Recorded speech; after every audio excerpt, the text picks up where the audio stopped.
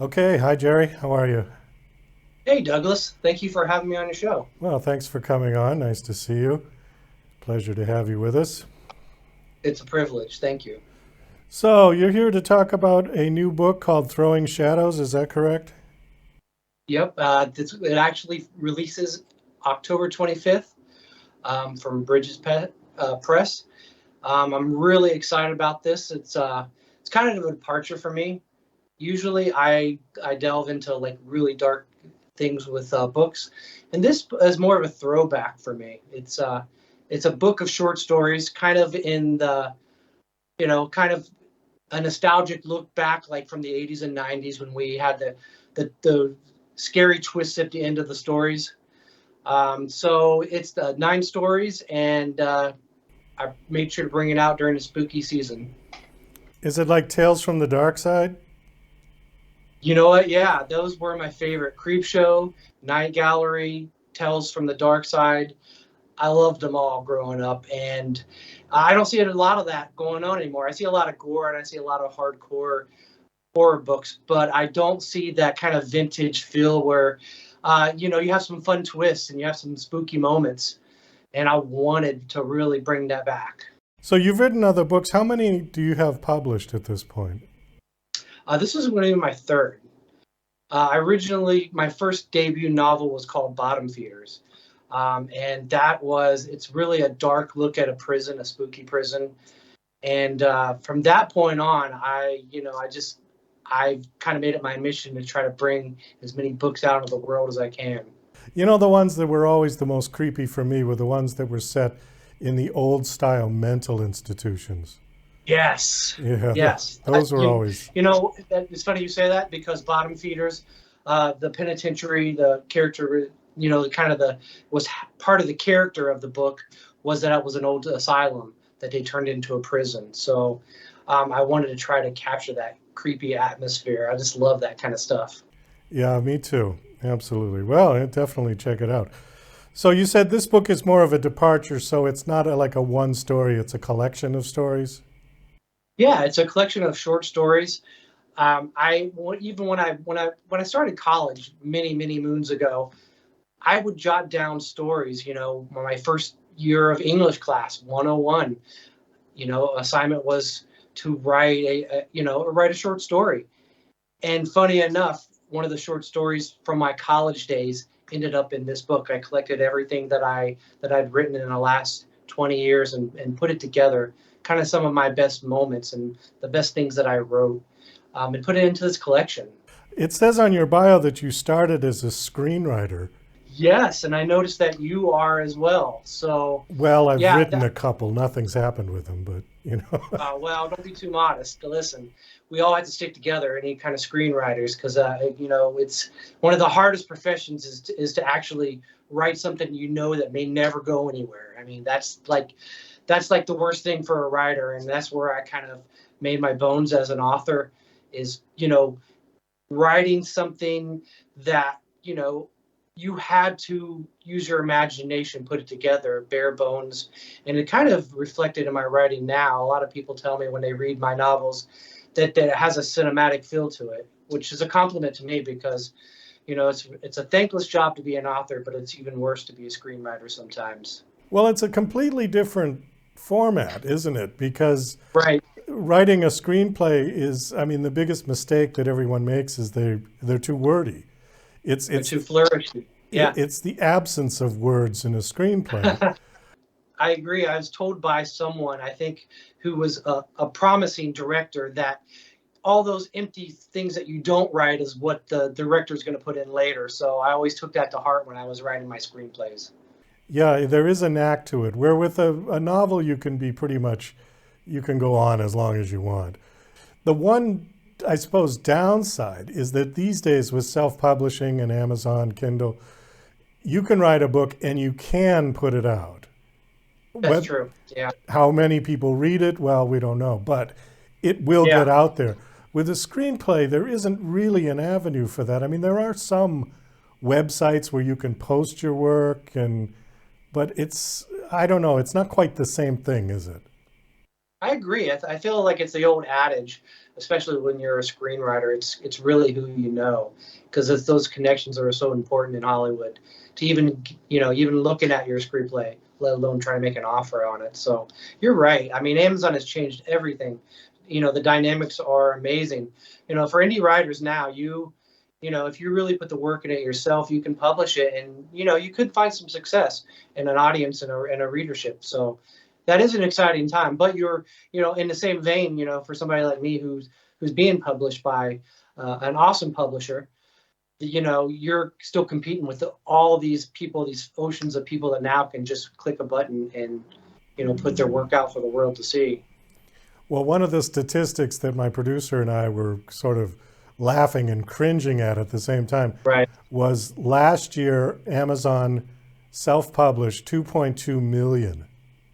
Oh my goodness. Yeah. Yeah, that's a lot of books that readers have to tread through, and I think that's like good and bad. It's great that we have this opportunity now, but readers may have to go slog through a lot of authors, to find the one they really like now. Well, that brings up a good question. How do you find the good stuff? How do you wade through it?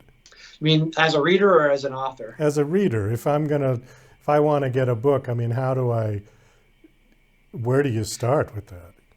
To me, if you're a really a reader who does a lot, on the side, reading anything they get our hands on, I always found Goodreads as some place that I can go to and find good suggestions. You become friends with people on there. You exchange ideas. You watch people's reviews, and you watch authors kind of bloom, and you can see, indie authors who start out with their debut novel get, amazing reviews, and then you are kind of taken into their world, even through a small little site like that. Where do you draw your inspirations for writing horror? Because that's not anything I've ever written. The two that I've done have been, one was a drama, historical drama, right, and the other one was sort of a modern day romantic comedy. So I'm completely in a different genre than you. Well, the story I always tell, I have a few different stories of how I became a horror writer, and everybody's different, obviously. But I remember when I was 5 years old, my parents took me to the local drive-in theater. It was close by. And we would watch, they were young parents. They were, 16, 17 when they had me. So we would go to the drive-in, on a weekly basis. Back in the 80s and 90s, there wasn't a lot of kid movies. It was you watch whatever your parents watched. And during that time, my parents, it was a double header. Two movies. One was The Rescuers, a Disney movie. And the second was The Exorcist. So that was my first experience with horror at 5 years old. So I don't want to say that my parents were bad. It was just a different era. They didn't understand. But that was kind of the opening to me of something, that a horror movie can exist right next to a little kid movie, So that kind of changed my eyes about what the world was, even at a young age. Your parents were only 16 and 17 when they had you? Yeah. So they were still in high school. They were just out of middle school. Yeah. Wow. Yep. 1973 when I was born. That's amazing. So, yeah. Are your parents still alive? Yeah. They are. Yeah. Okay. So they're almost like your older brother. Well, my parents have a dark sense of humor like me, and they said, well, just remember that when we die, you're not too far behind. So. Oh, that's amazing. Okay. So the screenwriting that you have done, have they also been horror as well? Horror films? No, I started out with thrillers. I thought that was, action thrillers was the way to go. That was my first love, with the diehards and the things. But there was a movie that kind of struck me when I was younger. I'm sure everybody's seen it. It's Seven with, Brad Pitt and Morgan Freeman. And that was my first attempt. They say imitation is the best form of flattery, and that's kind of my first screenplay was a prequel to that. And actually won some awards with it. I didn't get much further than a few offers, but it didn't go very far. But that was kind of my beginning of the love of the craft, that you can send your work out and somebody appreciate it, maybe even pay you for it. Well, one point that we didn't bring up as we talked about Amazon and how easy and possible it is to publish your own books. With a Right. screenplay, although there isn't really an avenue for that, there are certainly so many more indie filmmakers now who could pick Right. up your script. You might not get paid a lot, but at least Right. it can be done because it's so much cheaper to make a film these days with digital imaging than it used to be, Absolutely. 35 millimeter. So there is that avenue that there are more opportunities to get your screenplay produced, but again, they run into the same brick wall where once you make the film, distribution, who's going to see it? Right. And marketing in itself is, Yeah. it's almost as expensive as the movies they are themselves today. So I would argue even more because I've seen some brilliant films made on a $50,000 budget, and yeah. and to get any kind of serious distribution or marketing for 50 grand is kind of at the bottom of the bottom of the Right. pile. Yeah. Yeah. I mean, a recent movie comes to mind, The Lighthouse.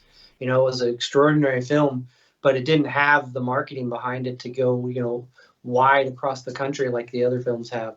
Are you still doing that? Are you still writing screenplays and shopping them, or have you given up on that? Well, I was always have a love for it, but in my mind now, I'm thinking, would it be better since I'm more established as a author of novels now, is to take those screenplays and kind of do the reverse, turn them into novels, and then if by chance anybody loves it, I have the screenplay already ready to go. Oh, there you go. Ace in the hole. Yeah. Right. Perfect. Okay. And so the book is called Throwing Shadows. Is it out now? Is it available? Oh, no, you said it's Actually, yeah, next it's week. actually available for pre-order now, Okay. and hopefully the paperbacks will be available soon.